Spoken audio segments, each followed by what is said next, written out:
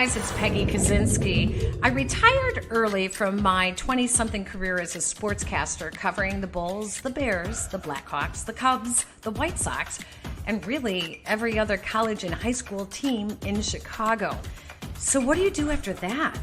Well, you start a podcast. That's what I did with my teenage son, Jason. And the result is The Sportscaster and Her Son. Yes, I'm the baby boomer, a mom. We don't get along. We don't have a lot in common, but we both share a love for sports. And we always have great sports conversation. Even better, our guests in the interviews. So come check us out. We're on Podbean and the Barroom Network, or really wherever you get your audio. The Sportscaster and Her Son podcast. See you there.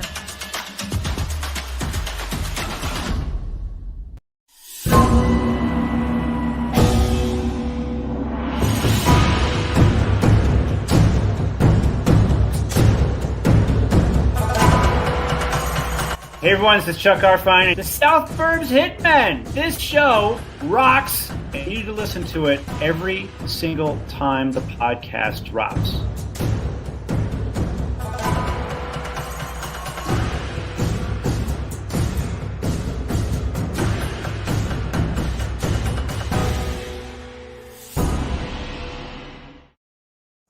Hey, this is David Kaplan from the Cap J Hood Show on ESPN 1000 and NBC Sports Chicago. Now get ready to listen and watch to Bulls 101 with Kris and Larro. Take that, Sparkles.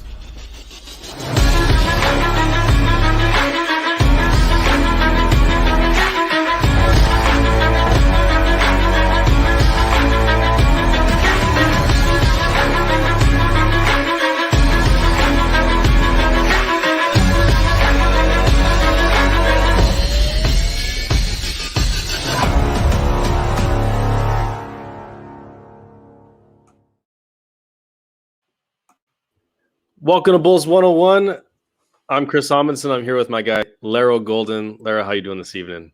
Man, I'm doing good, man. It's been great to, finally get this podcast going during this season. It's been fun to chop up the Bulls with you, and I'm looking forward to continue this going forward. And today, my son got his first medal. In soccer, he scored 2 goals to get today, so wow. It was a good day for a dad. You know what I mean? good day to talk some Bulls too. So that's why I'm. Well, congratulations to your son. I'm not sure. I played soccer when I was like 7 or 8. Not sure I ever scored 2 goals in a game. That's pretty impressive. So, were you out there screaming like, "Yeah, let's go, like throwing chairs and stuff, and like pushing parents? Dude, it's so, because I coach, so it's like it's really hard to be coach dad, not to be coach dad. It was fun, man. I try to stay even, give him a little fist pump here and there, but I try to stay, because if I get going, it could be a lot. So I just kind of stay there. Yeah, my kids aren't old enough to be in organized sports yet, so I don't have to deal with it yet. But I don't look forward to that day in some respects because of that, the crazy parents, and maybe I'll be one of the crazy parents. I always worry about that a little bit. But so the Bulls are officially dead, Larro, for the season. It's kind of hard to believe that they didn't make the postseason based on what the record was before the trade that they made to get Vooch. And obviously the play that happened after, as we know, Zach had an ankle injury right around that same time as the trade, and then ended up getting COVID and was out for 3 weeks. Some critical games that I think could have been won. And also it kind of makes you reflect on some of the earlier games in the season, like the Golden State game, the Oklahoma City Thunder game, that second Blazers game. There's a few losses in there that really kind of, twisted the dagger in our backs. And I don't know. I kind of wanted just to talk tonight about the season as a whole. What are our thoughts? I wanted to go over grades for every player, and this can be, what you thought they did versus your expectations, or just overall as a player, how you thought they competed and how they worked on the Bulls. And then we'll talk about what we see coming into next year, the changes that need to be made. And then I know we've been excited. We've had so many great guests. We had Will White on last week. That was amazing. We had C. Red Fred before that. We've had a lot of guests, but what we haven't had is a lot of time with just you and me to break down some film. It's been a little while, so I know we're excited to be able to do that. We're going to talk about some offensive and defensive sets that were run post-trade by the Bulls this season. I think that there's something to be said there that they only had one practice since the trade. So I think there's going to be a lot more they're going to run next year, but we can kind of get an idea of what worked and what didn't work this season with Vooch and Zach and that combo, and also the defense that the team defense that was surprisingly pretty good this year. So I just want to get your high level thoughts. You know what I'm talking about? I want to get your high level thoughts on the season and what you thought overall. That's so funny. I gotta get you. But I mean, I think some of the toughest things to kind of bring up are just it for some of these players, or all of them, I should say, all of them. It was a tough transition. I mean, because you start at the beginning of the season being kind of a Zach show basically, and there's a lot of ball movement, player movement, cutting, passing, and cutting, and things like that. And then when you pick up Vooch, now it's kind of, you still have a little bit of those principles, but now it's okay. We're dumping the ball off into the post. Maybe we're split cutting off of him, and not, or we're just basically kind of just sitting where we're at and allowing him to maybe either get a bucket or either he finds the double and he hits the shooter, and now we're attacking closeouts. But overall, it's tough to just dump on him because this was a tough season, and a lot of people are probably going to say, well, everybody had a tough season, but for a team that was, I mean, we had some good vets, but as a team, as a whole, this wasn't a team built the right way, if that makes any sense. So for a team like the Bulls to be injury, have a lot of injuries and then deal with COVID, it's going to hurt a lot more than the Nets losing KD and James, because they still have Kyrie and they still have pretty good role players to go with what they want to do. The Bulls are going to feel it a lot more than a pretty good team like a Suns or Denver or teams like that. So for the Bulls to be hit with Zach being out with an ankle injury at the time, that was just kind of, I mean, AK can't foresee that. He can't say, he couldn't see like, oh, you know what, we're going to get Vooch and we're going to have Zach, but Zach's going to have an ankle injury. Then he's going to catch a COVID.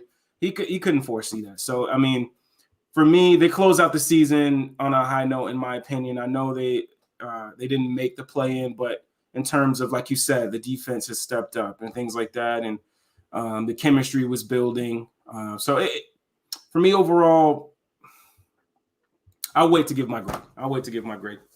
What about you?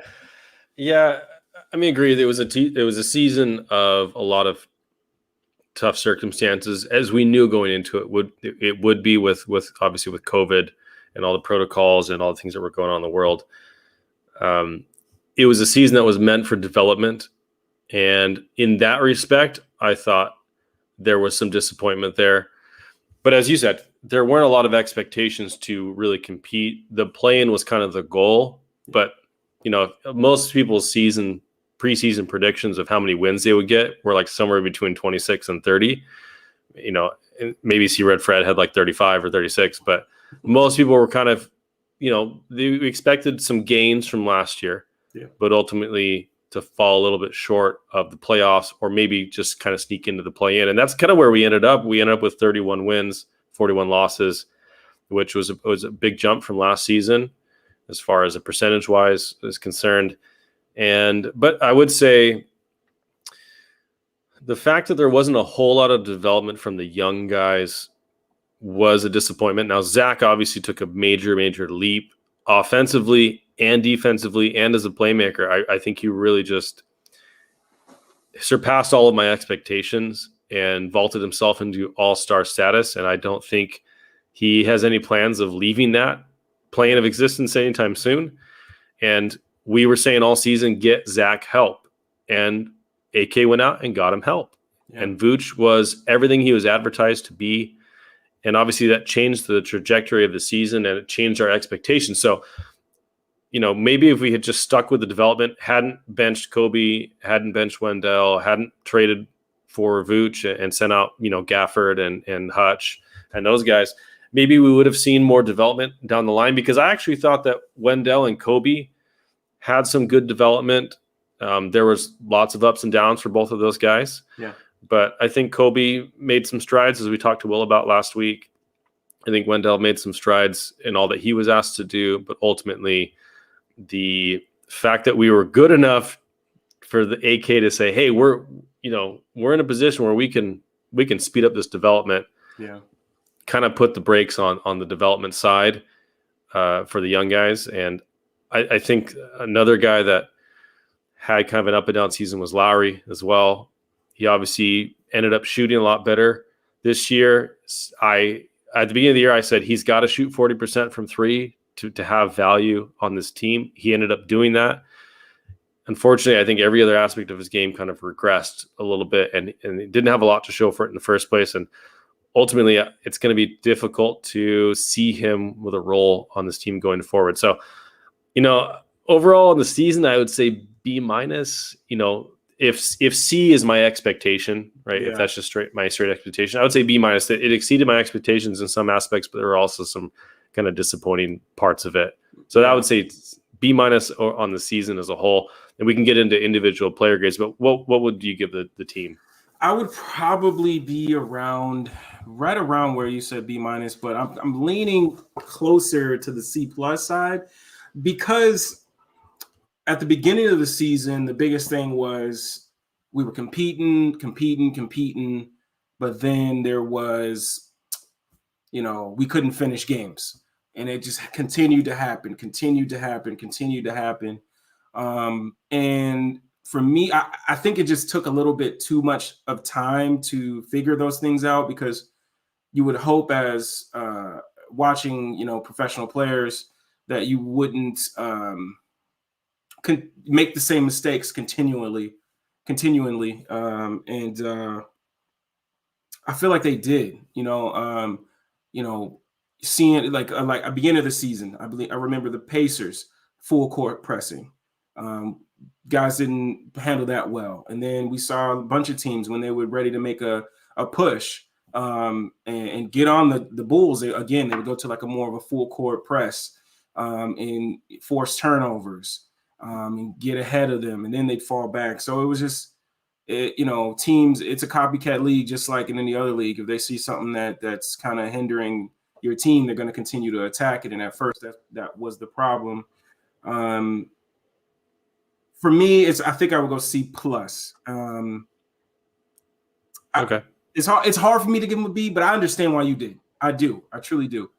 It was just hard for me to give him a B, just because, like I said, I just feel like there was just certain points. They just weren't winning the games they should win. And then I could understand the first couple games, but I just felt like, there were certain things like the lead they lost to OKC. That was very frustrating. Yeah. Well, there were just a lot of things that happened that you would think that a team that has, that big of a lead can just handle business. So C+, almost a B, but B-, but yeah, C+. I think that's fair. I kind of waffled on that as well. And there were so many blown fourth quarter leads this year, and we were one of the worst teams at that last year, and I thought it might help having Donovan. And in some respects it did, but I don't know. It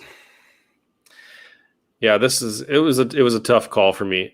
I think individual grades were easier for me to dole out. I felt pretty more confident about that, but the team as a whole was difficult.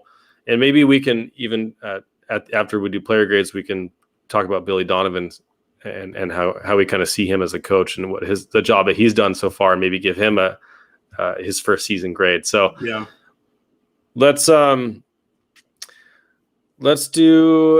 with Zach, because I think that one's pretty easy. I gave him an A because I just thought he did everything I could have hoped for this year and more. Yeah. On both sides of the ball, Yeah. as a playmaker, as a passer, as a help defender, as an individual defender, his efficiency, the types of shots he was taking. Now, I mean, I can quibble. There were shots almost every game that you're like, Zach, that ain't it. And sometimes in situations where you really wanted him to make a better decision. Yeah. But I really think that he earned some of those shots at the same time with his play this year. So I don't know. With Zach, I thought that was an easy A for me. Yeah, that was an easy A. I mean, he did. The reason why it's so crazy to me is like he was already scoring at a pretty good clip, since he's been a Bull. And he just took that to another level. And then on top of that, his playmaking has gotten better. His feel for off-ball help has gotten better. It was just a sight to see with Zach, man. It really was. So yeah, A, easy, hands down. Okay. One thing I thought of too was when I watched Steph Curry versus the Lakers in their play-in game.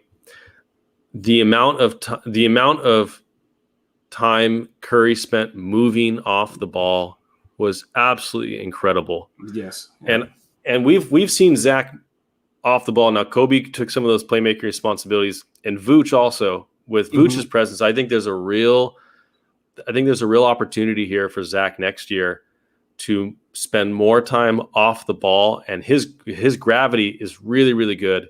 Yeah. And obviously he can score at all three levels, and his improved playmaking, I think he's got all the tools to be Steph Curry is obviously Steph Curry, but I think he can have a similar effect on defenses, and he can get himself a lot of easy looks by moving more on the offensive end. Now, the flip side of that is, all right, he's going to tire himself out offensively, and is he going to have anything left for the defensive end? But That's another thing I think we'll focus on either later today or in other shows is what they need next season. But I think better defenders around Zach so he can focus more on efficiency on the offense is something I think is a key.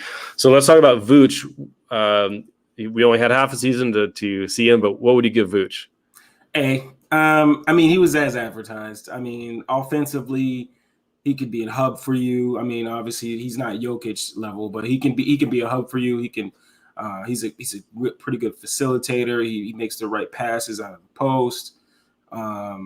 Defensively, way better than I thought he would be.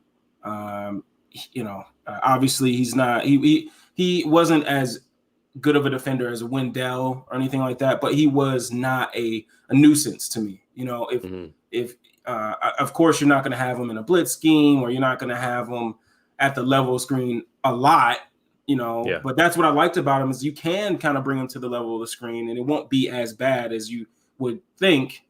So for me, I mean, it's an A, easy for me. Okay. Yeah, I went A- just because I felt like Zach impressed me more than Vooch overall, but I felt like Vooch was exactly as advertised. Yeah. So he didn't exceed my expectations, but he absolutely met my expectations, and you're right. I think he was better on defense than I thought he might have been. Obviously, you're a little bit more limited in what kind of defense you can run with him on the floor. But what I really liked about him is when he came in and that offense was geared more towards Vooch, our turnovers plummeted.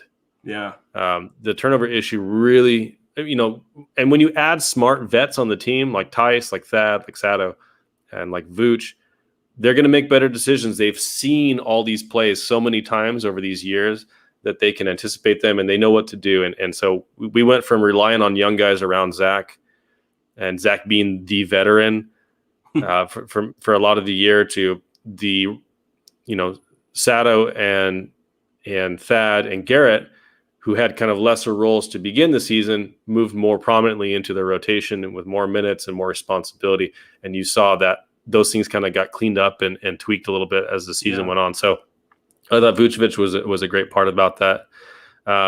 and he shot better from three than I thought he would, because you see he's in year, he's been in the league for 10 years now. Yeah. And this was his highest season average of shooting, and it was kind of an outlier. And I thought, well, maybe he's not really a 40% shooter. Maybe he's really kind of mid 30s, and he's just kind of on a hot streak. But he got hotter when he got to the Bulls because he had guys like Kobe and Lowry and Zach shooting around him. So I'm excited to see what he can do next year. But yeah, I think he's been very solid, and he's been better than I thought he would be defensively. So, all right, let's talk about your guy, Pat.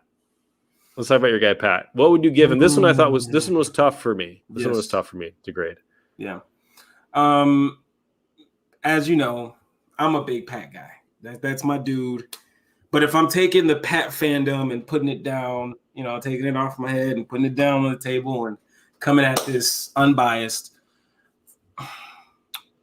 Now, I know that he had a tough assignment. And to me, Kobe being asked to play point guard is there.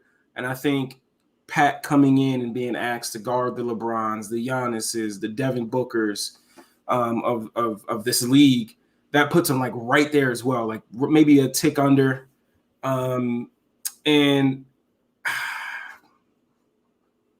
gosh, man, this was tough for me, but I believe I gave him a C+, C. And the reason why I gave him, it wasn't a D. I don't think it would have been a D anyway. But C. Who are you, and what have you done with Larro? No, but a C for me is you got a 19-year-old coming in, and usually with that age, I mean, you try to like, you try to kind of like, what am I thinking of here? Ease them in. You try to ease them into the league, let them learn the league, let them know what's going on, give them a couple minutes here and there. But they kind of just threw him right into the water and said, hey, man, sink or swim.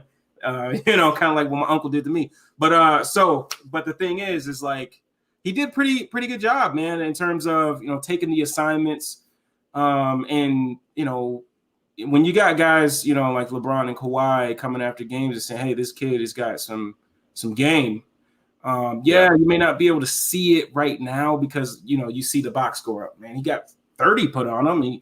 He got 35 put on him. Like, what are they just saying it just to say it? But it's like, I think guys know that when you play a guy, you see what he does already at a young age in terms of defensive instincts and the principles that he already has, the feel he already has for defense.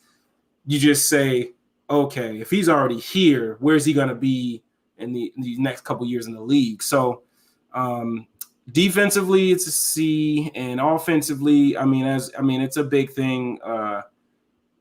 Chicago Bull fans, they want him to be more aggressive because he has the skill, and you just want him to be more aggressive because you've seen when he is aggressive, it's pretty good results usually. And I don't want to go too long-winded, but I just feel like a guy like him, when you're not used to doing something, you just don't pick up and boom, like it takes time. And there's guys that say, hey, if you don't have it now, you're never going to have it. I don't quite believe that because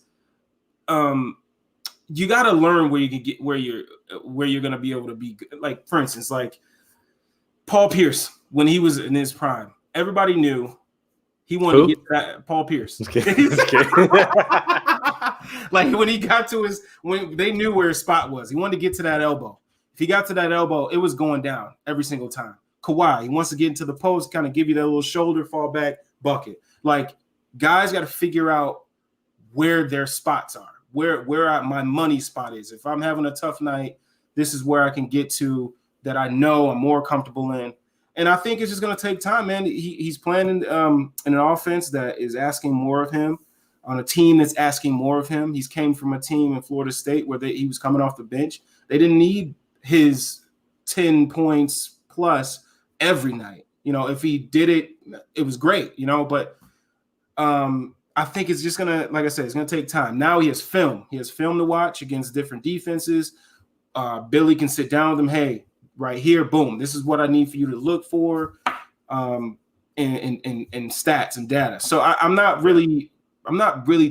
too worried at all. So let me just stop because I can keep going. What about you? What about you, man? No, I agree with you on the whole. So the things that he has going for him are his age and the talents that he has shown. He clearly has a skill level in a lot of different areas that leads you to believe that he can be a star one day. Yeah. And as you said, when he got aggressive, no one was stopping him. He could get to his spots. That little pull up mid range that he could do. He gets so high on that release, no one can touch him. No one can block that shot. And you can see he's a smart cutter. His catch and shoot threes were very good. A little slow. He can quicken that release a little bit, but the form is good. The arc is high. There's just a lot to like. And then defensively, he took on those assignments. As you said, I mean, he's not going to stop LeBron and Kawhi in his first year, but he, for the most part, I thought did an admirable job with it. His help defense, as Fred pointed out many times in the year, needs work, needs repetition, but I think he has the size and skill set to be successful on both ends. And at 19, the second youngest person in the draft, in that sense, it's all you can ask for. I thought he met expectations. So I gave him, full disclosure, I gave him a B-. And the reason why is because sometimes he was called on to do more and he did not answer the call. Mm-hmm. Right. There were times where we needed him to be aggressive, like Zach was out or whatever. We're like, this is a game where Pat's got to be aggressive. And he did sometimes, but then other times he'd start off, he'd make his first 2 shots. He'd had 5 points in 2 minutes, and then he'd have 7 points at the end of the game. For the other 25, 30 minutes, like he could disappear on the floor offensively. And that, I think, for him is a big no-no because he has great skills. And so Thad had a great kind of comment the other day. I can't remember where I heard it from, but maybe it was in the exit interview kind of Periscope things that the Bulls put out. But he said, once Pat realizes what he can do, the league's going to be in trouble. And another thing that Thad said is Pat came to him and asked Thad, what do I need to do to be great? And that's the kind of question that you want him to be asking after the first season. Okay, I've seen what I can do on the floor. How can I be great? And he knows that aggressiveness and that consistency on the offensive end is something that is going to help him be great. So I have more faith in him becoming the type of player I wanted and hoped him to be than I did at the beginning of the year. So that's where I think he exceeded my expectations, but there's definitely a lot of room for improvement. So we could talk. We could have a whole show on just Pat, I think. But I know we got a lot of film to get to tonight. So let's move on to Coby White. He had an up and down season.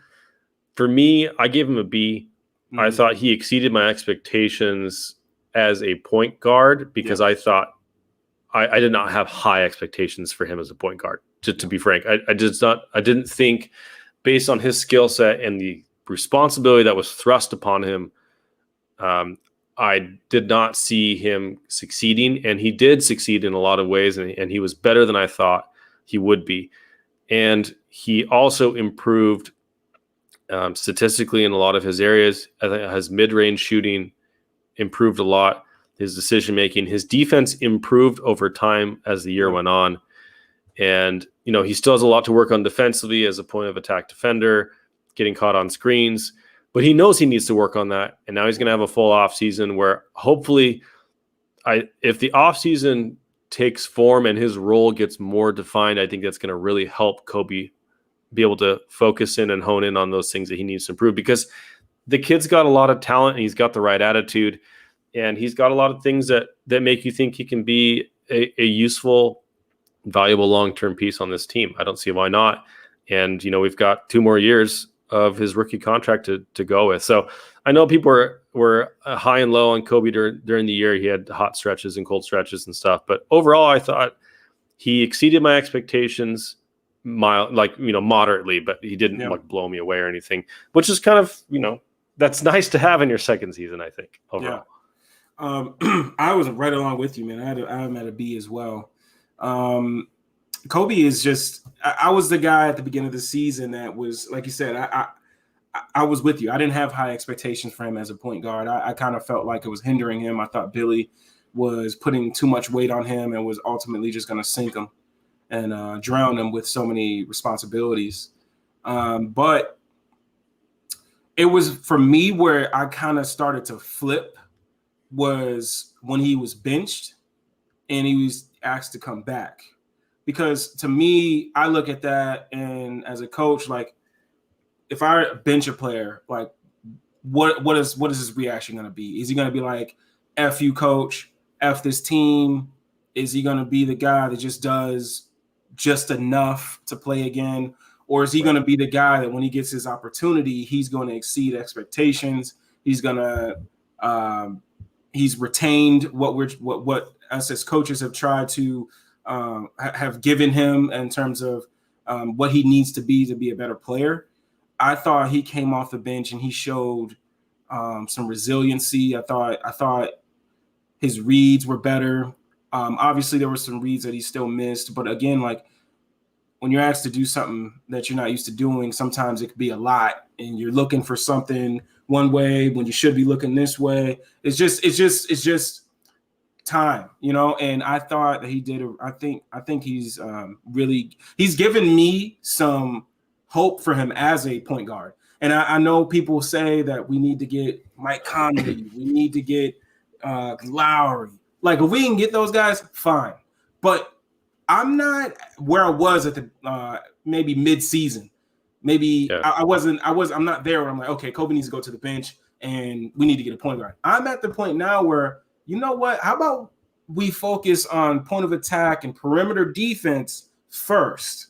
Because I like where this guy is going. I like that he not only wants to play point guard, but he wants to be a guy that isn't just a scorer. He wants to become a better passer, become a better leader. Let's invest in this guy a little bit, and let's go get a wing. Let's go get some more defense. Let's get that going. So B for me, I like how Kobe ended the season. So okay, yeah, I completely agree with you. Actually, as the season progressed and towards the end of the season. At the beginning of the season, I thought, all right, what we really need is a point guard. At the end of the season, and even mid-season, I was saying, what we really need is point of attack defense. And with Vooch being brought in, Kobe's role has necessarily changed. And having Zach and Vooch be your focal points on offense has lessened the need for the Bulls to have a quote-unquote point guard. And I think Kobe can slide into that kind of pseudo role a lot more easily if there are plus defenders around them. It's much harder when you have Zach, Kobe, and Vooch, but Vooch can hold up defensively, and I think Zach can hold up defensively if they had a strong four and a strong wing next to them defensively. I would also like them to have a strong one, you know, instead of Kobe, if they could afford it, if they could make that happen, as you said, they could bring in someone like Conley or Lowry or even like Lonzo Ball that could kind of fill in that role. That's fine, but I think the offense necessitates having a point guard a lot less at the end of the year than it did at the beginning of the year. So I know that's another conversation we could have. There's so much. I mean, I'm so excited for this offseason because even though we won't have games to watch, there's so much to digest about this bowl season and where they're going and so much we can get into. So I'm really excited for that. And we may never get through these trade grades. So we'll see. Or the trade grades, these season grades. So let's move on to Thad. I gave him an A-. I just thought he was solid vet. I mean, he wasn't perfect. I think he was good defensively. He made a lot of little mistakes, but he was such a surprisingly good player that I think people overlooked a lot of his shortcomings. And as they should have. I mean, he was a positive impact in the locker room, on the court, on both ends of the floor.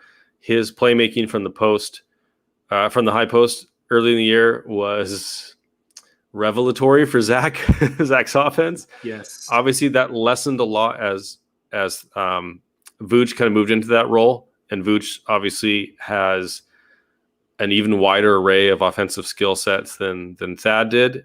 But I think Thad can really be a valuable small ball five off the bench next year. Yeah. and he's a very tradable contract. And I think there's no reason we shouldn't expect him back unless he's using a trade, sorry, to get something better. So what do you think of that? Thad, I originally gave him a B, but then I thought about it even more, and I'm like, you know what? This is an A all the way because A minus, because not only the on the court stuff, but the off the court stuff. I think having Thad and GT was huge for Pat, especially, but Thad as well for Zach. Like Zach has not, he's let it be known that Thad has been his guy in his corner. Even Thad has said, like, hey, I'm always in Zach's ear. Like he has been, just if you not talk about the on-court stuff, if you talk about what he is off the court, that in itself is huge for this team that's really young. So then you get on the court stuff, like everything you said. If he's going to be a guy that on the bench, bring him off for a small ball five, he can rebound, he can still get up and finish. He's some nasty dunks towards the end of the year. He's some nasty dunks. It surprised me. I'm like, hold on, Thad, what you doing, brother? Okay, you need some Ben Gay after today, but hey, good job, brother.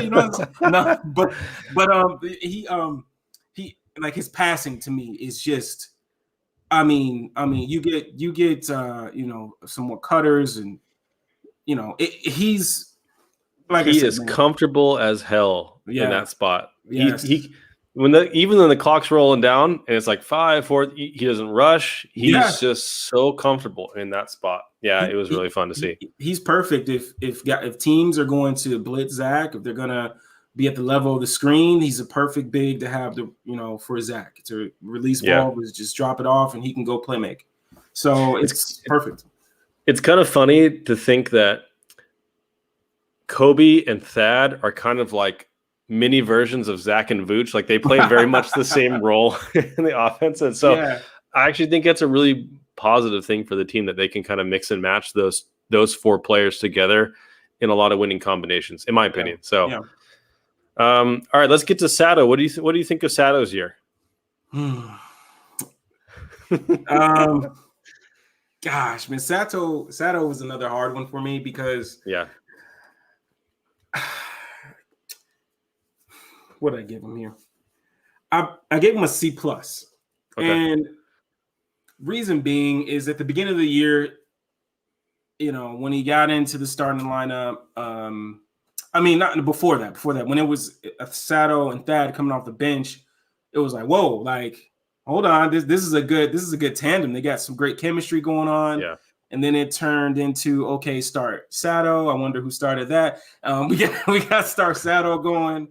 Sato gets in there, and the ball movement is there, but the problem I have with Sato is he can't get that bucket when you need to get a bucket, or he's just not aggressive at times. And we hear that about Pat, but Pat is a rookie and Sato's been in the league for a while, so you would expect a little bit more from Sato. And then defensively, so I gave him a C just because of what he meant for the team. He was a pretty good guy to have off the bench that can run your offense, play make a little bit. So, that's all I really have to say about Sato, really. Okay. Yeah, I'm with you. I thought his playmaking was good all year. I think he always made smart reads, finding the right person, right cutter. He's a very good connector of the offense, but he's not a point guard that can take you off the dribble. He's not gonna create much of his own shot, and he would only show flashes of aggressiveness, but it was never consistent. So you never knew what you were getting from him from a point standpoint on a nightly basis, and that was tough for the team, who really needed some stability at that position. I think he is a very, very solid rotation player. He can play 1 through 3, I think, really effectively. His defense quietly was not as good this year as I thought it was going to be. And some of that may be the fact that there was a lot of turnover and a bunch of changing rotations and positions for a lot of players. But, they still finished 12th in defense. So he was okay. He just wasn't a positive impactor like I thought he would be. Right. And he kind of has been in the past. I thought he would work really well next to Zach to kind of shore up Zach's defense, but it really didn't pan out that way as much as I thought it would. He's still a smart player, smart defender, but I don't know. Sato kind of, I think, just showed what he is, which is a solid rotation player off the bench or in spot starts. But ultimately, he's not a starting point guard. He's not a starting wing. And so I gave him a B-. So I swear we didn't compare notes before this, but all of our grades are almost identical, which I trust your opinion a lot on these things. So that makes me feel good about my analysis on this. But that's kind of where I'm at with him. Let's quickly move. So those are kind of some of the main players that are going to probably be here next year. Mm-hmm. The only other one that I know almost for certain is going to be here next year is Troy Brown Jr. So I gave him a B+ because I thought defensively he came in and helped the team a lot in that way in point of attack defense and really shored up that point, especially with Garrett being out for a lot of the year and Zach kind of struggling with his ankle after the trade. And he just kind of showed some fire and showed some things that kind of got me excited. But that's kind of what I got for Troy Brown Jr. B+, I thought he exceeded my expectations because he kind of came in as a project from Washington. Yeah. But he showed that he can do some things, and he's a cheap wing, and we really, really, really need a small forward on this roster that can competently defend, and I think he is a great candidate to fill that position next year. Yeah, I'm right along with you with TBJ. I gave him a C+. And I mean, it's not a knock on him or anything like that. This is the biggest difference we had. It's just that that is true. It's just that I didn't get to see enough of him, and it's not because of him. It's just because the ankle injury. So yeah. But when I did see him, I was very impressed in terms of his on-ball defense. I think what stood out to me, the game that stood out to me in terms of point of attack was against Kyrie in that Nets game. And yes, it's that says a lot. Obviously, Kyrie is Kyrie. He's going to get his buckets. But if you can make it tough on him, that's where you're making some money. And I think TBJ showed a lot in that game, fighting over screens, and being able to stay in front of Kyrie. It was a good thing for me. I mean, he hit some open 3-point catch and shoot opportunities. I think this is also something great too, is over the summer they'll be able to practice, they'll be able to run some different things. And I do think in the future we'll see TBJ off the bench running some, being a ball handler and running some pick and roll. Because I think that's in his arsenal. I think he can do that and make the right reads and get to the bucket. We didn't get to see it a lot, but he is pretty explosive going to the basket. So yeah, man, C+ for me. And I think that's just going to go up as time goes on.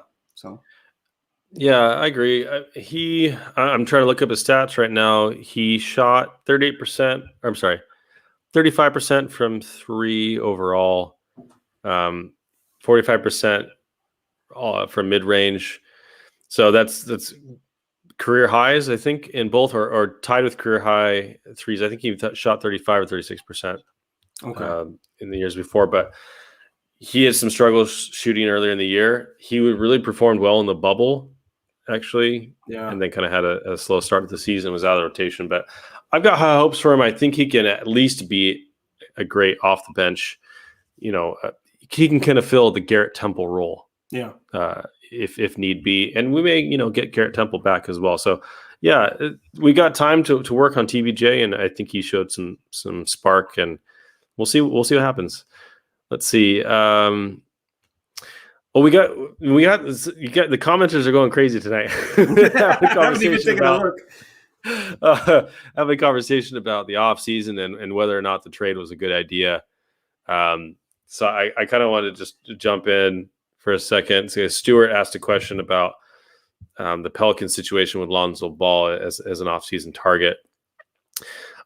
I honestly think the Pelicans might. I mean, unless Lonzo gets some ridiculous number like 12 million a year or something, if he gets anything more than 15, I think they're going to let him walk. I just think financially they cannot afford to keep Lonzo Ball. So they might want to try a sign and trade. Maybe with the Bulls. That would be, I think that would be helpful. How much would we feel okay about paying him? That's tough because, at least for me, you got a guy who's entering a second contract who has improved the things that were most concerning about his game, which was his shooting and free throw shooting. And he's brought those up to very, more than acceptable levels on both parts. His defense is very, very solid. He's a good passer. Now, he's not a point guard, but as Larry and I were discussing, I think point guard is not necessarily as high on the team need. We more need point of attack defenders and smart passers and shooters, which Lonzo fits all of those things. What he doesn't fit for me is he's not really a half court creator in any sense of the word. I mean, he does it minimally, but he's not really, that's not his forte. But Zach and Kobe can kind of do a lot of that. The other thing he does not do is generate free throws. He doesn't get to the rim a lot. And when he does, he doesn't generate a lot of free throws. So his free throw numbers are kind of all wild every year because he just doesn't take a lot of them. Yeah.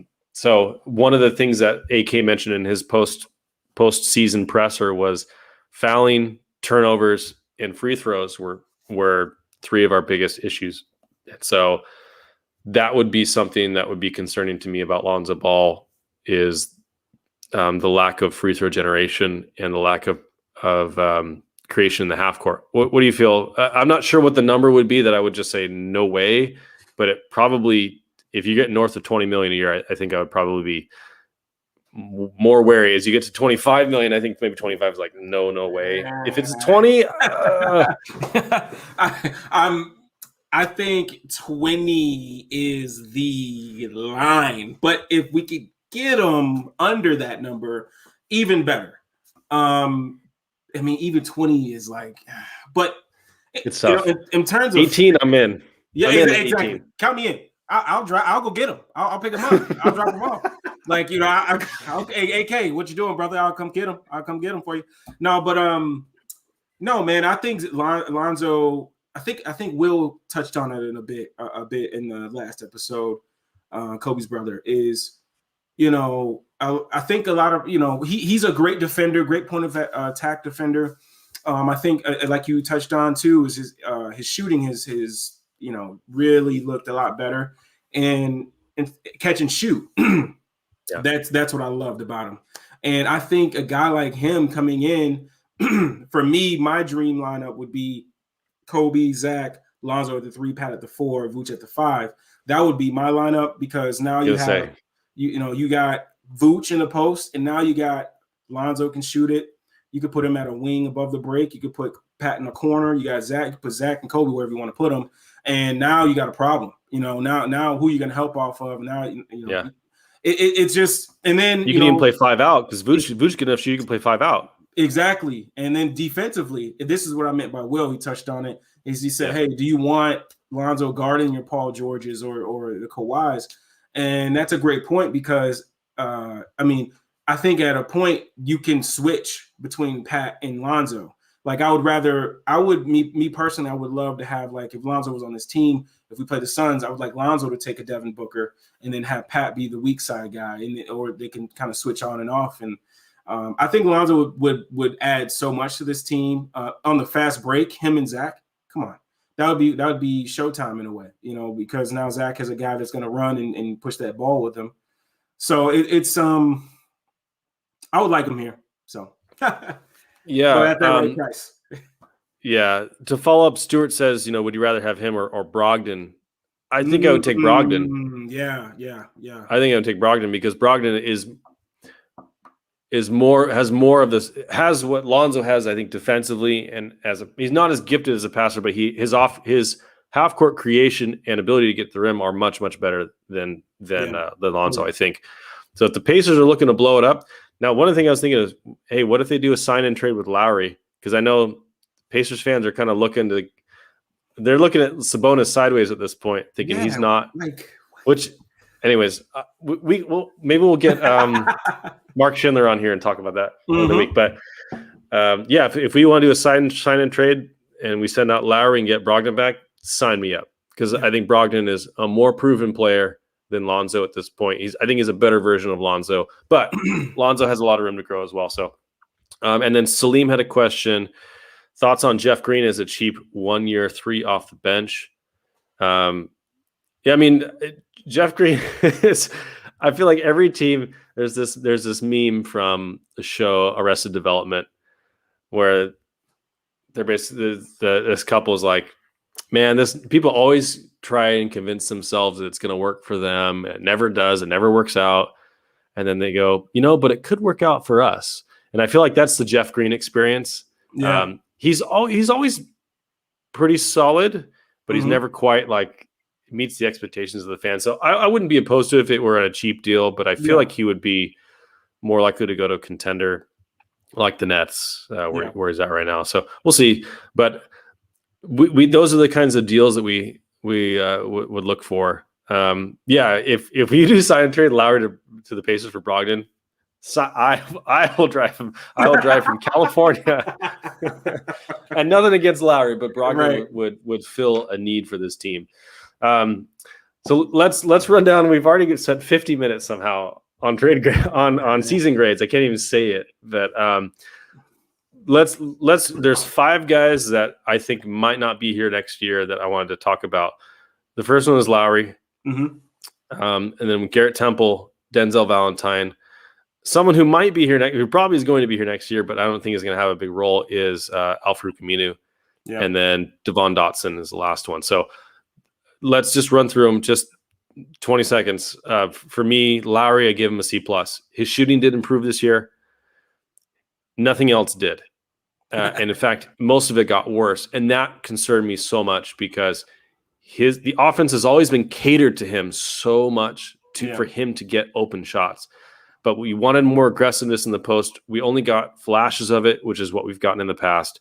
We didn't have a month like February 2019 Lowry again. I mean, he was kind of hot shooting, but even when he was shooting 6 out of 10 for from the 3-point line, the impact he was having on the floor was not positive enough, I think, to justify bringing him back on any sort of teens per year million deal. I just don't see it.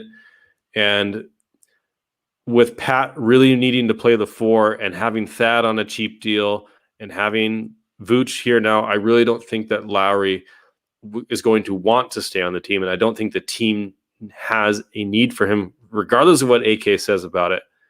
I just don't see him on the team. So that's where I'm at with Lowry. Anything to add on Lowry, and what do you give him for a grade? A C. He's not C-, not C+. He's a C for me. Okay. So. All right. What about Garrett Temple? B. I love what Garrett brought to the team. I thought he was reliable at point of attack defense. I thought at the beginning of the year he was shooting the heck out of the ball. But I thought he brought some great things. He was very, like I said, reliable point of attack defense. Made some pretty good plays defensively all the time. Offensively was, not. I don't think he was bad, but he wasn't, somebody to brag about. But B. Okay, yeah, I had him at B+. Same reasons. I thought his defense was better than I thought it would be. He was the savior of our point of attack defense at times this year. Tells you a lot about your roster that you're relying on a 34-year-old Garrett Temple journeyman to do that. But he performed admirably, as you said, hot and cold shooting, but he came through in more ways than I expected. I was not excited in the least that we signed him. Like we did, I was like, did we just pick up this guy randomly? But I thought off the court as well, he was great. So I have no complaints. Someone we will have a lot of complaints about, Denzel Valentine. I gave him, so this one was tough for me because I gave him a C- because C beat me in my mind being meets expectations. He's, he played on a qualifying offer of $4 million, not a lot of money. Yeah. He showed that he's a good passer. I thought defensively he was better than I thought he would be. In years past, he's been more of a turnstile or a sieve on defense. This year, I thought he held his own in a lot of situations. I don't think he got targeted very much. I think he's kind of an averagist, maybe slightly below averagist defender, which is better than I thought he was. And he's had lots of injuries, so it's been difficult to know what we really have in Valentine. And I think we learned that this year, which is Valentine is a person that can help your team in spurts. I think he's a fringe rotation player, but that needs to be kept on a short leash. The reason I give him a C minus is because, man, maybe this is partly to do with Billy Donovan. Billy Donovan did not keep him on a short enough leash. Often let him get too far into it where he'd make 2 shots in a row and then do some incredibly dumb things from a basketball point of view and, hurt the team. So I did not I hate when people were like, oh, he's a clown, or I can't wait to that stuff bothers me. He was fine, but he's indicative of the team's situation, which is we don't have, and Salim said this here, a guy like Jeff Green coming in to replace a guy like Valentine for a minimum deal or something that is a huge improvement just because of the competence level. And so the fact that Denzel Valentine had to be a rotation player is an indictment on the team rather than an indictment on Denzel. Because Denzel, I think, is a fringe rotation player in the NBA, and I think he'll be here next year in the NBA, not on the Bulls. But anyways, I know there's a lot to be said on Denzel, but what do you think about my assessment, I guess? This was a very hard one for me because I wanted to be fair, but it was very easy to be that guy. But I'll go, gosh, I'll go C minus. Everything you said, said. All right, and then the last two, Aminu and Dotson, I kind of gave incompletes for both. Yeah. We didn't really see much of Aminu, and in the minutes we did, he looked kind of washed. But he came off an injury this year, and he's making $10 million next year. He's probably not going anywhere. We're probably going to see him next year. And if he's filling spot 4 backup minutes as a wingish, perimeter defender or more interior defender, I think he can be serviceable. I really hope that they're able to work a deal in the offseason that includes his salary to make something work. That's all I got. And then Dotson, I wish we saw more of him, but I think the team situation, I think we would have seen more of him had we not made the trade. But we were really pushing to try and make that 10 seed. And Dotson, incomplete. I know he had a pretty good game against Milwaukee, but for me, that was, if he's an NBA player, NBA level player, I expected him to play well against that type of team that Milwaukee put out there. But I want to see him against, higher level rotation players, seeing an actual, drop coverage. Are they going to be at the level of the screen? Are they going to go under? I want to see how he reacts to those things because teams are going to do that to him because they don't believe in his shot. They're going to go under. So how is he going to attack that? Is he going to, there's just a lot of stuff with Dotson. I think questions need to be answered with him because we know he's explosive at getting to the basket and things like that. I think I just want to see how he plays when teams know that and make him do other things. So, yeah, I'm with you. I think he showed that he has a strength where the Bulls have a weakness, which is getting to the basket, getting that rim pressure. I think him as a third. I mean, if we can get Dotson to take Arch a spot, that's exactly what I was going to say, Stuart. If we can get Dotson to play the Arch role, which is spot 10, 15 minutes a game, every few games, where we can put on that put on the rim pressure, generate some open looks for guys and see what he looks like on defense. Great. But he's on a 2-way deal. I know his mom was very unhappy and tweeting and retweeting things about him not getting playing time. So we'll see what happens, but I feel like a guy like Dotson may not be in the team plans because of what their trajectory, at least what they want their trajectory to look like next year, which is a playoff team. And they want to be where the Knicks are this year, I think vault into that 3rd, 4th, 5th seed. We'll see what happens. I think they can do it. but I don't know if Dotson's going to play into their plans that way. But I would have liked to see more Dotson. So we spent a full hour on season grades. That's crazy. We're idiots. We love this team too much, I guess. Oh man, and I felt like I said 20% of what I wanted to say on each player. Exactly. That's the sad part. We are nuts. We're just a bunch of basketball nuts, Larro. Yeah.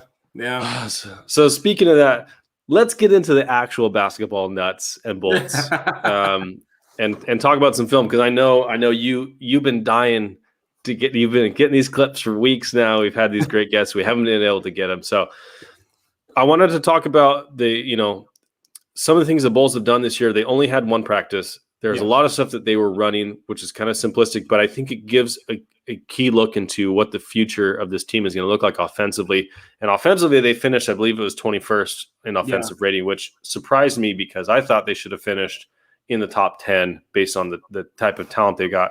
And I think they will next year with Zach and Vooch. I think there's a lot of potential there. So what did you see from the Bulls this year from that perspective? So the first thing I wanted to kind of show was give like an example of is what you talked about with Zach being able to be off ball more.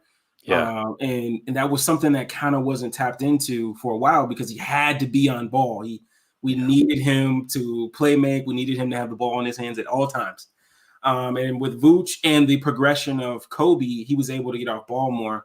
And if we can run the first clip here, I just want you guys that are watching, just pay attention to Zach here for a second. And it's going to slow down here. Basically we got Kobe bringing up the ball here. And it's a horn set. We got Tice on the right side of the floor. Vooch pops on the left side of the floor, catches it, rips, goes baseline. And what happens is Zach he was already on the base, the left corner wing. And he kind of just, moves without the ball, kind of almost like a slice cutting away, goes baseline and finds himself on the right wing. And Evan Fournier is guarding him. But when you got a guy like Vooch who demands so much attention, he kind of forgets about Zach to help on Vooch. And Vooch being the guy, the great facilitator he is, a great reader of the floor, he sees who's guarding him and instantly looks to find Zach. And he finds Zach basically wide open on the wing. And, Zach is able to attack a closeout because you got to send somebody to him. And once he gets into the paint, there's just not many guys that are going to stop Zach. And that's just an example of what could happen with a full off season and getting used to your teammates. Just him being able to be off ball or be in catch and shoot situations or just being able to attack closeouts more is going to be great for him. So that clip was a really good indicator for me of the gravity that both Vooch and Zach have, because when Vooch comes from the wing down on that towards that baseline to find Zach, he draws two with him. Yep. And then as soon as they pass it to Zach, the two defenders that are guarding Kobe and I think it's Pat in the corner dive towards Zach because they're afraid. They know what Zach can do from the 3-point line. And then you also see Kemba Walker, who's still kind of staying back in the paint with Vooch. He even steps up a couple steps. And then the other two defenders are kind of sticking with Vooch while kind of watching Tice on the other wing. Yep. You mentioned the lineup of Lonzo, Kobe, Zach, Pat, and Vooch. Yep. And if you've got Zach with that type of gravity and Vooch with that type of gravity, then you've got Pat, Kobe, and Lonzo or some other shooter on the wing that are all wide open. And Zach and Vooch are both good enough passers to be able to make that pass, make the right read. Or as you saw in this clip, Zach just takes it straight to the rim. So Zach playing off ball is a cheat code for me. I've said it all year.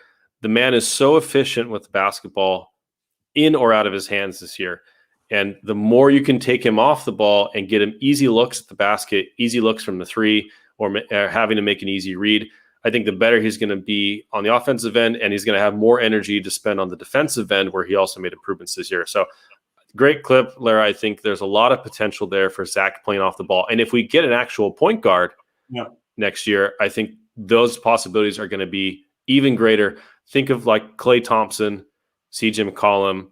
Yeah. Like Klay Thompson, the off-ball movement he has generate so much gravity, and he gets so many easy looks because Steph Curry draws so much attention. So if you can have a player like Vooch or another point guard draw that attention, Zach is going to be somehow even better next year than he was this year. Yeah, and I think where people, people say like Zach has another level to him offensively, and some people be like, "What the heck do you mean? He's like a 50-40-90, right?" And it's like that example right there is it. Like him being able to get easier shots, him being able to not have to have 5 eyes looking at him and try to make a play. Now he's catching a ball where maybe got 3 guys looking at Vooch who just passed to Zach, and now he's got to beat a guy off the dribble. It's just an easier game that way. It's easier for a guy like Zach, exactly, that has that type of agility and speed and explosion. Like it's so much easier for him, and with that shooting ability, I mean, it's going to be so much better. That man is such a good shooter. He's blown my mind this year. He really has. Yeah. We got another one here. And what I loved about this game is, I told Kris this as the game was going on, is you could hear the play calls from Billy. And me being a basketball nut, I loved everything about it. And this, Billy called it elbow, which obviously you can kind of see that might be why he called it elbow. It's basically a horn set. And Kobe's bringing the ball up, and you got Vooch on the left side at the left elbow, Zach at the corner on the left corner, Tice at the right elbow, and then I believe Pat is on the right corner. I believe that's Pat, isn't it? Yeah. So what happens is usually what Vooch kind of turned as if he was going to do a dribble handoff, and this is where the creativity with him and Vooch can come into play, right? Marcus Smart is who's guarding Zach. When he sees Vooch kind of turn and take that dribble, he's instantly thinking it's a dribble handoff action. But now he's so Marcus is getting into almost like his mindset is getting into a lock and trail. All right, let me get a lock and trail going. Let me get on his hip. But Zach and Vooch have this creativity that they can bring where, okay, I could just kind of cross-face cut him here and get a basket, like this is just the creativity that they can bring, where it looks like something, but really it's something else. This is very simple, but it's something that makes the game easier for both players. The spacing, right? You got Pat in the corner. He's a pretty good corner 3 shooter. You got Kobe on the right wing. You got Tice at the top of the key. These are respectable shooters, so spacing is going to be had. So this is just something so simple, but it's something that is going to help both these players. And I think you're going to see that more and more as they get practice time, as they get more comfortable together, they build that chemistry. You're going to see a lot of plays because teams are going to game plan for those actions, right? The dribble handoff that they expect is coming. And the better that Zach and Vooch can have that chemistry, the more they're going to be able to trick the offense or the defense into thinking they're going to do one thing and do another. I loved it. You saw it with Pau Gasol and Jimmy Butler a few years ago, where they'd run that one play that got Jimmy Butler a lob almost every game against every team, and they'd always trick them. And that chemistry, those little things, when you have the chemistry with multiple players on your team, those are easy points that you can get every game. And with 2 guys as talented offensively as Vooch and Zach, I think we're going to see a lot more of that in the coming year.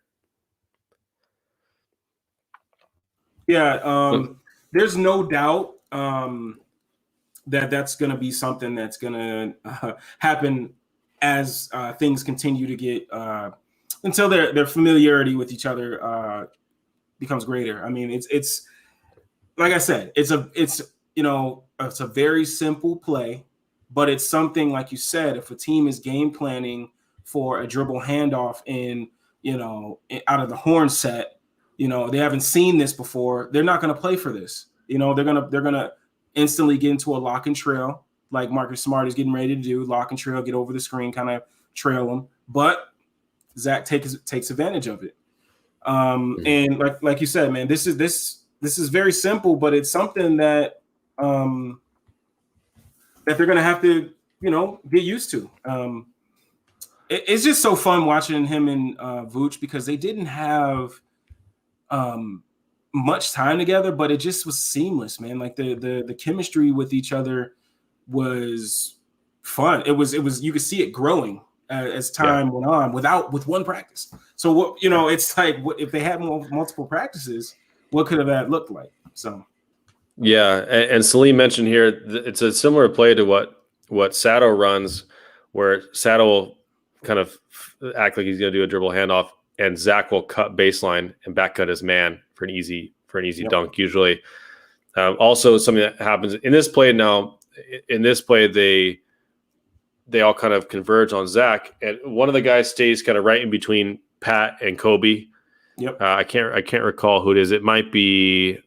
Is it Kemba? Oh, it's Kemba. Yeah, Kemba kind of stays right between them. But if Zach couldn't get that reverse layup there, which is a tough shot on its own right, he can kick it out to Kobe, make Kemba commit to the wing, and then hit Pat in the corner for an easy three. Yep. Or vice versa, hit Pat, and then Pat gets Kemba to commit. And they draw so much gravity, you could just keep swinging it right back to Vooch on the other side, on the other wing. So there's so much that you can do with these types of plays. As you mentioned, as we talked about a few weeks ago when we talked about the horn set, horn set leads itself into so many other plays that kind of just naturally flow out of it, depending on what the defense does in their rotations. So, yeah, there's so much fun to watch already. Yeah. I can't wait. I know it's not going to be exponentially better depending on how many practices they get, but it will be better. And I think that this roster's not done yet, and AK's got a lot more to do. So really fun to see that. I know you had some stuff on Kobe as well you wanted to talk about, break down some film. Yeah. So this next clip is basically we got Zach here, the left side of the floor, dumps it down to Vooch in the post on the right side, left side of the floor.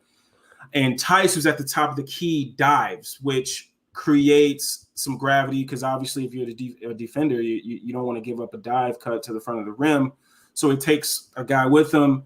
And Kobe does a really good job of relocating. He has a really good knack for finding a window for a pass. And he just slides right over into a perfect little spot, takes from the top of the key, knocks it down. And something that will get better is a lot of the stuff is like, if you look at the games tonight, you'll see a bunch of different stuff, split screens, just the dribble handoffs, Orlando, Miami, Chicago, different actions, because most of these teams have been with each other for a while, so they've had practices. They can put things in quickly because they know each other's games. The Bulls really didn't run a lot of different things. It was horns, double drag sets, double ball screens, and dumping it down to Vooch. That was really about it, and they kind of played off each other. Now with this offseason, they'll be able to run different things. Maybe they'll dump the ball off in the post, and they'll have split screen action that the Warriors would like to run a lot. Like, for instance, if you watch the Warriors game, if they dump the ball into the post, it's going to be some type of split screen action for Steph or Draymond coming off to be able to play make at the backside of the floor. So it's like there's different things you can do, right? That they're going to be able to do implement in the summer, and probably even now they're talking to each other. Did you have anything to go with that? I mean, we went kind of in depth into Kobe and his catch and shoot prowess, and I think he shot 38% from three this year on catch and shoot threes. It's one of his strengths. He's been very consistent all year, and he can get super, super hot from that spot. And as you said, he's kind of got a knack for finding the open spot, that open space, and that's a skill that not all NBA players have. It's kind of one of those basketball feel kind of things where Wendell was actually really good at it too. Repositioning on offense as the play develops to find the optimal place for them to be. And I think, as they get more comfortable, they're going to get more familiar with where those spots are going to be and when. So no, I agree with you completely. It's a fun play, and we need more of those. We need more of the easy offense, and especially without a point guard, if you can get them using Zach and Vooch to create those open spaces. Tice did a great job rolling to the basket there. But even so, I know you may not have caught it in the video, but you can see, I think it's Fournier even tips the ball a little bit as Vooch passes it. Yeah. And that was kind of the optimal pass that he had, but I've still got a piece of it on the way there. And so the other thing too is like in that there was another clip that we had here. It was kind of fun. Yeah, that tip pass. There was a tip pass there. It still got there, and he was able to catch and shoot it. But although if you can go to that other catch and shoot clip, something that I thought was pretty cool is just take a look as it's Kobe goes baseline. Look at who Vooch beats off the dribble. Like Vooch is taking Kemba Walker off. Kemba Walker. Wow, am I talking like that? But Kemba Walker off the dribble. And that's pretty cool to me that you can take a guard off the dribble and create some tension and drive and kick there. That's just some of the stuff that Vooch brings, man. Did you like you're ripping and going past the guard here just for a driving kick situation? Anyway, but that's pretty cool to see. I know you also had defensively. I know there was a clip that you found really interesting. Whose defense were you looking at? So for this one, it was more so just how. First of all, this is Pat, but I wanted everybody to pay attention to Zach here. Zach is on the weak side of the floor in this situation. So this is Marcus Smart. He comes off a double screen here. And there's kind of like a Spain action here. Spain action into Jason Tatum, who comes over to the right side of the floor. He kind of beats Pat a little bit off down the baseline, and Zach is there. He's there. He has his hand up. He goes straight up, verticality. And this is what we talked about in terms of his growth on the other side of the floor. That's something we wouldn't have expected him to do because we just never seen it. Even there, he kind of shows on the Jason Tatum cut just to, so there's not a pass there. And then he steps over on the drive. Like that stuff, that's good stuff, man. That's really good stuff from somebody that is scoring 27.5 points a game on a high clip. Like it's very impressive to see. Like usually guys say, I'm going to do whatever it takes to be great, and then they just kind of do the same thing. Zach really has improved since he's been a Bull. He's improved every year, and that's pretty cool to see, man. That's pretty cool. Yeah, he's really gotten a lot of improvement this year as a help defender. Yeah, you can see when he's guarding a guy in the corner like he is Fournier here, his head's on the swivel. He's back and forth, back and forth, back and forth. When Tatum comes around that screen and starts diving towards the basket, he kind of stunts real quick just to give Pat that extra half second and to kind of be a little bit, some second line of defense behind Vooch there, who's playing drop right around the nail. And then, as you mentioned, he's looking over at Pat guarding Tatum in the corner. Pat is positioned to give him the baseline, right? You can see the way he's positioned is to give him that baseline. And right as he starts to make that turn, Zach's watching him, and he dives over to that kind of the block on the strong side there to block off that shot. And so Tatum is forced to kind of throw up this like behind the back layup thing, and it misses, and they're in position for rebound. So that's something that you did not see from Zach very often 2 years ago, 3 years ago. But this year you see it a whole lot. And Stefan Noh has been amazing at breaking down a lot of those clips to kind of silence the doubters this year on the fact that Zach has improved.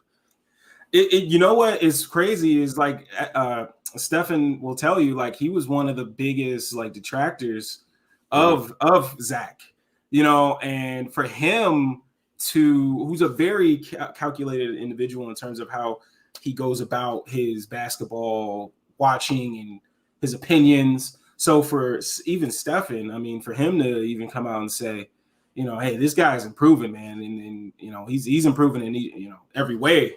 That says a lot to me. And even if you're a Bulls fan, you know who he is. So the dude is very impressive, and I truly believe that he's going to continue to try to get better on that end. I mean, I think that's something that he really wants to get better at. And as much as he says he wants to be a two-way player, I don't think he'll ever be a true two-way player. But I think he'll be pretty close. But I shouldn't. That's probably too much too. But I mean, I think he'll play. I think he'll get better in terms of passing lanes and things like that. Now, matching up head to head, one-on-one situations. I don't, we'll see. But yeah, it's been fun, man. Like I said, man, it's been fun to see him improve and try to turn into a leader. So he's done it. I mean, he's done a great job this year. I know we talk about how defensive stats are really kind of poor indicators overall, but they usually give you some idea, or you can look at the same stat on a year-by-year basis and get some idea. So estimated plus minus, it's dunksandthrees.com. I mentioned this in an article I wrote about Zach LaVine earlier this year, but he was in like the 5th to 10th percentile his first couple years in the league. This year, he's improved. He ended up at 44th percentile, which is just below average as a defender, which for Zach, I think, is a monumental improvement. If he can be an average defender at the point of attack on the perimeter, that's as two-way player as I need him to get. Yeah. Because he's in the 98th, 99th percentile on offense this year. He's amazing. If he can be steady on defense, which I thought he has been this year, he's going to be he's a player you give a max to. He's a player you can build around, and I think the Bulls are going to do that. So really exciting to see what Zach's done on the defensive end this year. And as we mentioned, the defense was better than we thought it was going to be. It was really rough to start the year, and it was really rough right after the trade deadline. But overall, I thought they did really well with limited personnel on that end. Yeah, if they can improve the personnel at the 3 and the 4 specifically for the point of attack perimeter defense, and move Pat over to the 4, I think we're going to be cooking with gas here. No doubt. Like Salim said, if you can bring in Jeff Green, and you move, I mean, you probably don't want to start Jeff Green, but if let's say like a set, like a horn set that you would have Tice or Thad in. Now it becomes even more of a threat because you're a little bit more worried about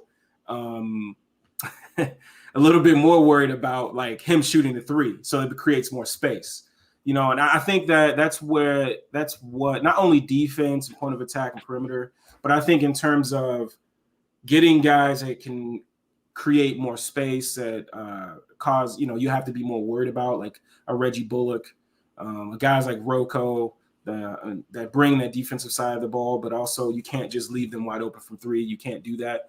And I think that's one of the things that with that, like you knew teams at a certain point were going to just like, okay, we're going to double Vooch and we're going to pay more attention to the other guys. And we're going to force Thad to shoot that 3 in the corner. So it's something that I want to see. I want to see somebody like a Reggie Bullock added to this team. That's what I would like to see. Somebody that can come off the bench and that can shoot the heck out of the ball and that competes on the other side of the floor. So, gotcha. So YouTube hates us and will not let us use any more clips. They don't want Larro to be great. Did this film breakdown? Maybe it's a blessing in disguise. We've already gone almost an hour and a half here, but a couple points I wanted to hit, and I know Stuart will get to your question in just a second. Thanks for asking. Number one, we talked earlier in the show about Billy Donovan as a coach. What would you give him as a grade in his first year as head coach of the Bulls? This is a tough one. Yeah.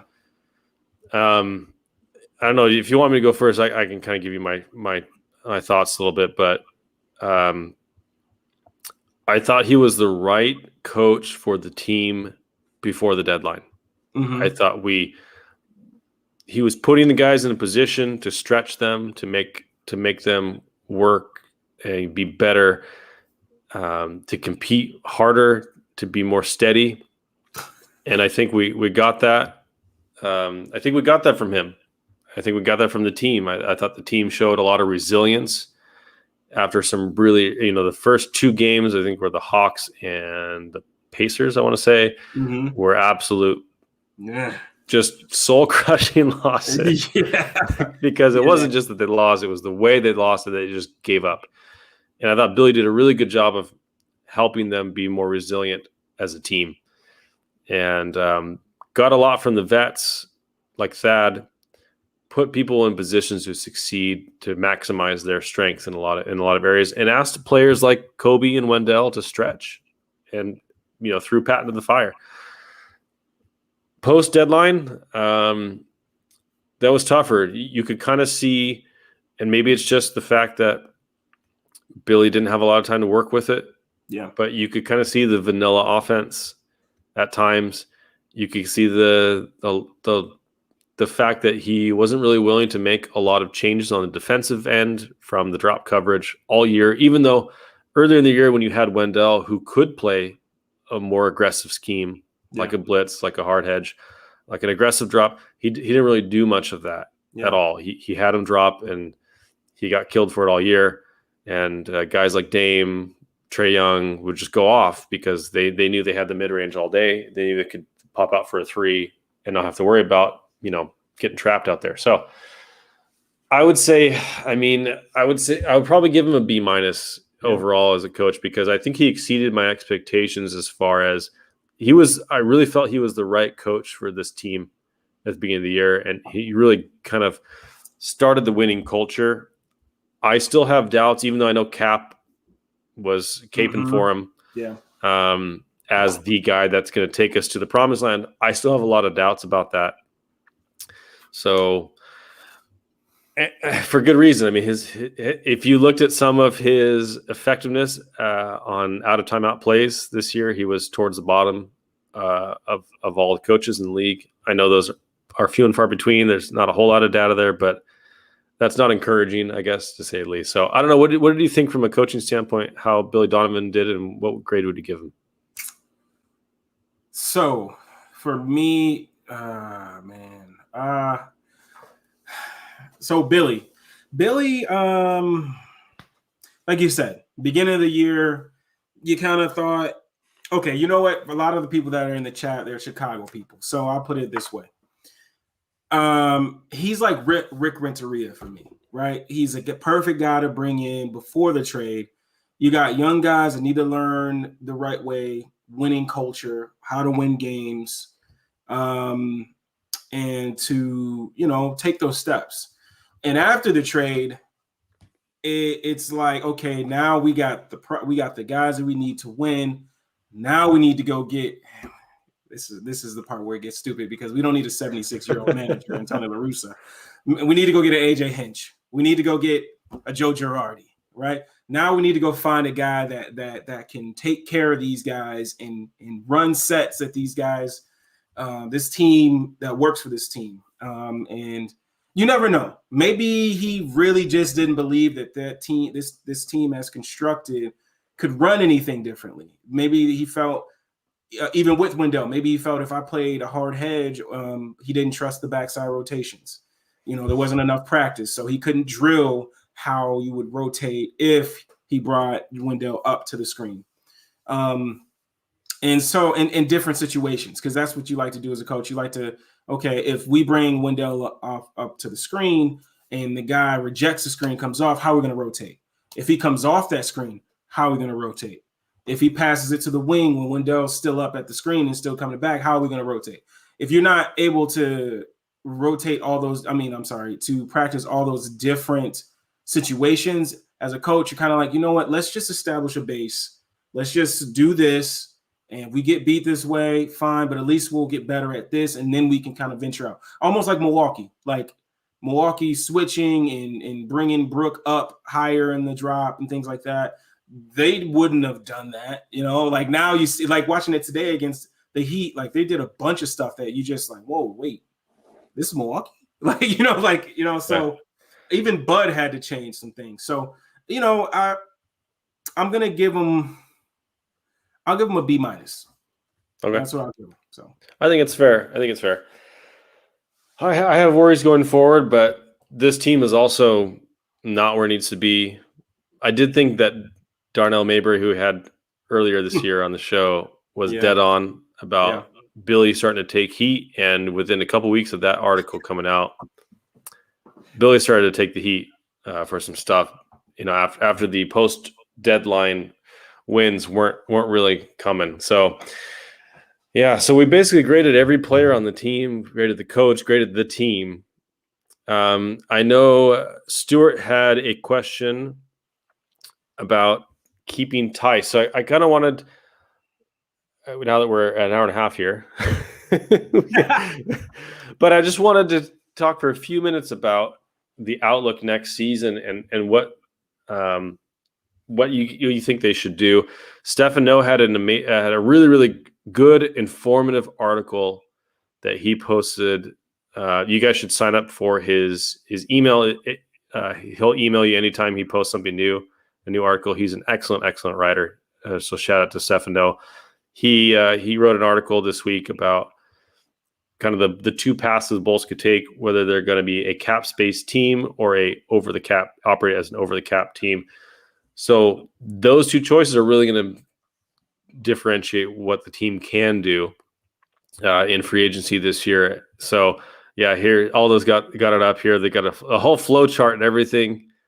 But basically, the two options boil down are if we want to open up cap space, somewhere in the realm of 20 plus million, we're going to have to basically get rid of the rights of all of our free agents and Lowry Markkanen and not take the player option on Arcidiacono and probably not pick up options for Sato or Thad or both. And so you could end up with 6 or 7 players left on your roster and have a spot open for a guy that could be worth $20-30 million on your roster. But the likelihood of someone being worth that amount of money to justify gutting a roster that way is a tricky proposition. The other solution is to operate as an over the cap team, which includes bringing a lot of guys back that like Garrett Temple, like Sato, like Thad, maybe like Tice. And then what we can do is use our mid-level exception which is an exception that is available to us as an over the cap team to sign someone. And the mid-level exception this year, I think, is $9.7 million available. So with that money, you can get a pretty quality player, maybe a wing or an extra, backup. I personally think that Tice will cost around that mid-level exception. In my mind, this is tough because I think in a vacuum, Tice is worth that amount of money. He's worth what he's getting paid right now, which is about the same. The problem is you would be using Tice as a backup big. Using Tice as a starting 4 right now, which they did at the end of the year, I don't think is really an ideal way to use him. I think he performed admirably given the circumstances. Yeah. But ultimately, you'd want him to be a backup 5 or your starting 5. And obviously with Vooch there, he'd be relegated to a backup 5. I don't think he's going to want to stay in that role if he's getting paid that amount of money. So I personally think that Tice will be gone. I also think Thad worked well as a backup 5. And if we bring over Marko Simonovic from Europe, who was our second round pick this year, to fill kind of the Lowry position at the 4, I really think that getting a backup 5 type player it's one of the cheapest positions in the league to fill with a competent player. Yeah. Versus a wing versus a guard. It's really difficult to get a guard or a wing at the vet minimum that's going to be a contributor to your team, but it's much easier to get a backup big for that type of money or to get a prospect for that type of money. So that's why I think that Tice ultimately won't come back. But as I said to you, and you can answer that question, Larro, if you think Tice is going to be back and what you'd be willing to pay. But from my perspective, I think we're going to end up being an over the cap team and try and bring in a wing defender or a point guard, or try and work the trade market to bring in something else. Because what Steph mentioned in his article too is the Bulls have a lot of tradable level contracts. Sato's contract, Thad's contract, Troy Brown Jr.'s contract, Kobe's contract, even Amina's contract. They're all very tradable assets. It's not, we don't have like a Westbrook type or John Wall type, contract with $40 million. It's hard to match. So I really think the Bulls have a lot of options here to improve, and I'm excited to see what AK does. But what do you think he's going to do, and what would you do with Tice? As Tice Mania was happening, I was all about it, man. I loved everything he brought: toughness, rebounding, able to shoot it a little bit. I believe he shot it, 32% from 3 with us. So, I mean, it wasn't like he was just, knocked Not as good as down. Wendell. But he's gonna bring. Okay, so to answer your question, I don't think he's gonna be back. He's gonna bring a team. He'll probably go to like a playoff contender, in which I think we should be. But I think he's gonna go somewhere, get paid like he should, and contribute the way he should. He's a starting caliber center to me, who can pass, who can shoot it a little bit and rebound.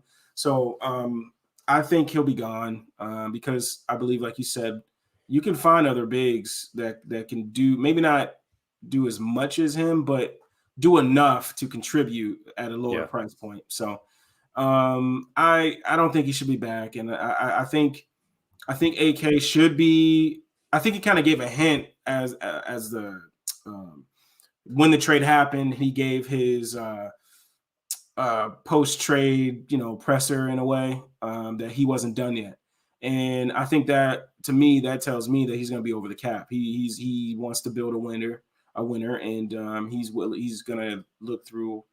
He's going to take every avenue, whether that's finding a guy like a Mike James or somebody to come over from overseas to contribute, or free agency, G League, things like that. I think he's going to take every avenue to find contributors, guys that can come to this team and help in some way. And Salim is right, man. If DJJ, Derrick Jones Jr., opts out, I would be all over that. I would love that. I think he's a long, lanky guy that can come play some defense, rebound, finish. You could run some plays for him in terms of throwing some lobs to him. He can get out and run. I mean, there's just a bunch of things you can do with Derrick Jones Jr., and I would be down for that, definitely. So. Yeah, there's actually a few guys I was thinking about with the mid-level exception type money, if we were an over the cap team, that I really think could help us. So 3 guys that came to mind were Josh Richardson off the Mavs as a point of attack defender. And he's had a down year for sure, but he did shoot a lot better with Miami Heat when he was there. Yeah. So I think that there may be an opportunity there if he's not back with. I think I want to say he has a player option with the Mavericks. I might be wrong. There's a team option on Justice Winslow with the Grizzlies for $10 million. Justice has had a tough year, but that man can defend. Yes, he can. He can play make a little bit too. Yeah. His finishing numbers, his shooting numbers have not been good. His offense has left a lot to be desired this year, for sure. Yeah. But defensively, he would be a very, very good pickup for us. The other guy I thought is Alex Caruso from the Lakers. I think there's going to be a roster squeeze financially for the Lakers next year. I think they're at like $125 million with 6 players on their roster next year, that's a tough thing to swing. Yeah. So I think Alex Caruso. I think they're probably going to try and retain Schroeder. Yeah. Dennis Schroeder. But I think Caruso might be available. He may end up getting more than the MLE next year because of his play. He's been one of the best point of attack defenders in the entire league this year, and he's a pretty good shooter. He can do some things. He's not a starting level point guard, I don't think, and he's 27 already. Yeah, but he's definitely a quality guy on a.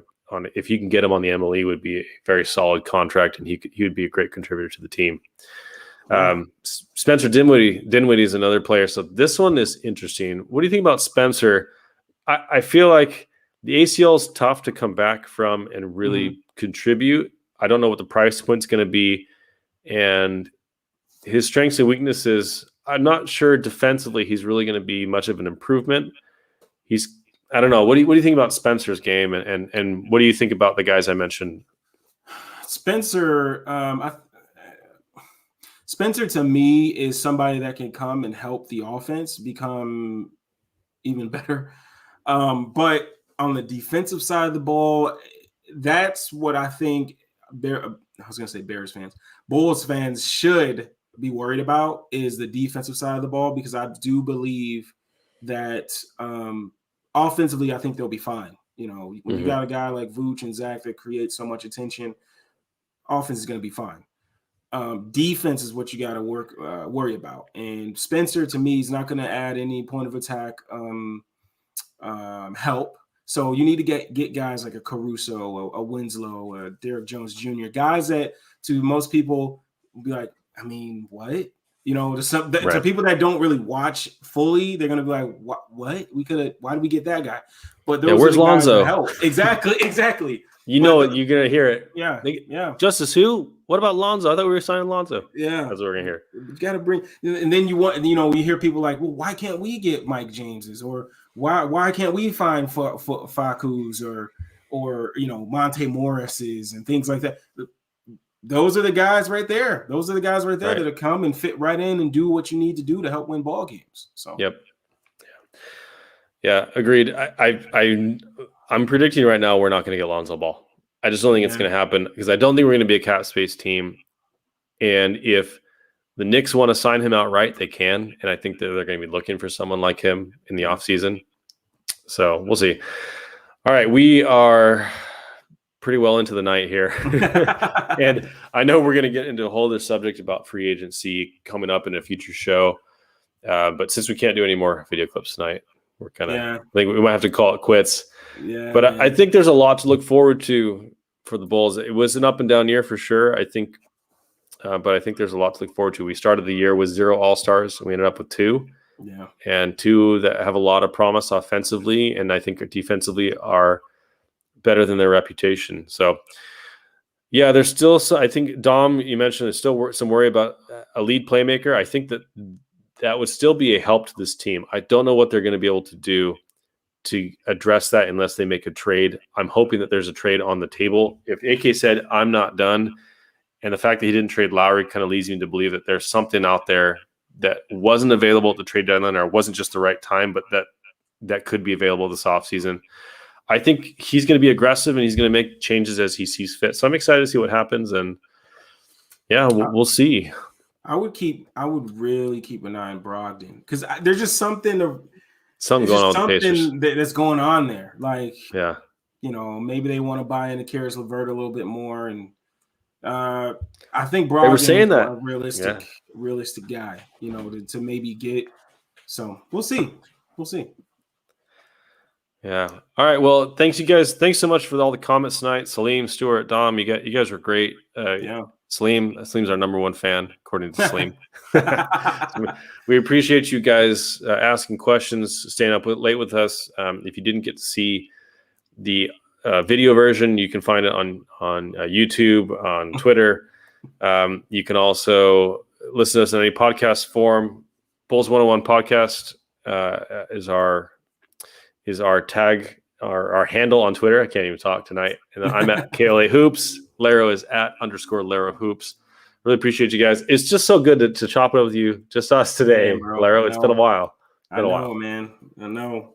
Yeah, see Red Fred doing profits on here, and it was fun, but it's time to kind of get back to what we do, man. So yeah, I'm excited for this off season. I got to put in some work this off season too, so I can be the film master as well. Oh my gosh. And I'm excited to get into more offensive sets, talk about defense and offensive sets, and get people more familiar with Chicago actions and horns and all these different plays that people run. Yeah. So we can be more informed on basketball court. So I know it's one of our goals. So hope you guys learned a little bit more tonight and enjoyed the commentary. If you guys like the show, you can find the show on the Barroom Network on any podcast platform. So rate and review us. Let us know what we can improve on. You can email us also at bulls101podcast@gmail.com. If you guys have questions, if you guys have comments, let us know. Shout us out on Twitter, retweet. Let us know if you like the show as well. Let us know what we can do to improve. We're open to some off-season improvements here as well. Yeah. So appreciate you guys. Have a great night. Go Bulls. Enjoy the playoffs. We'll see you guys next week.